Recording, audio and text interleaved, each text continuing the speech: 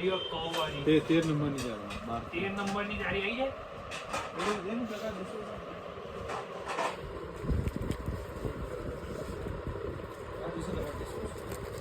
સૌથી મોટી પણ આ આકાશ વરીલી છે ને વાળી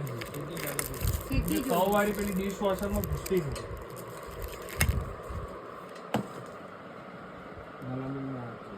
પણ આ મેલામાઇન ને હું કામ લેવું છે તો છે જ ને આપણી હા તો પછી આવી જઈએ મેલામાઇન ની છે ને